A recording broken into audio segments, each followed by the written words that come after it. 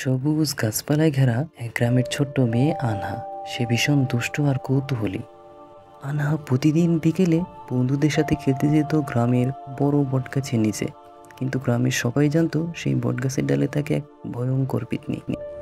প্রতিদিন রাতের বেলা পেতনিটির ভৌতিক হাসি শোনা যেত। গ্রামের লোকজন ভয়ে কেউ পেতনিটির কাছে যেত না।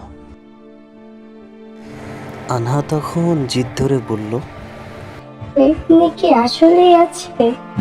আমি গাছতলায় গিয়ে দেখে আসি। একদিন আনহা একা একাই বটগাছের কাছে গেল।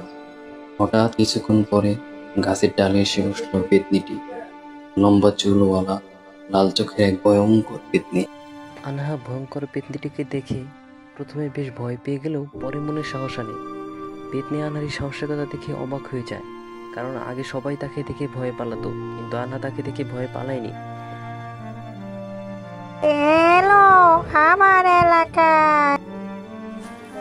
আমি আনহা, আমি দেখতে এসেছি তুমি আসলেই ভয়ঙ্কর কিনা।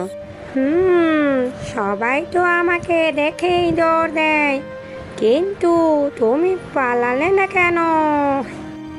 আমি বিশ্বাস করি তুমি চাইলে ভালো হতে পারো।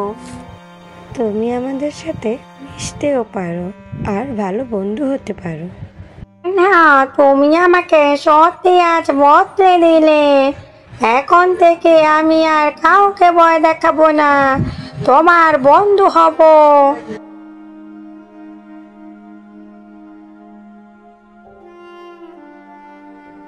তারপর থেকে গ্রামের বটগাছতে আর ভয়ের জায়গা থাকলো না।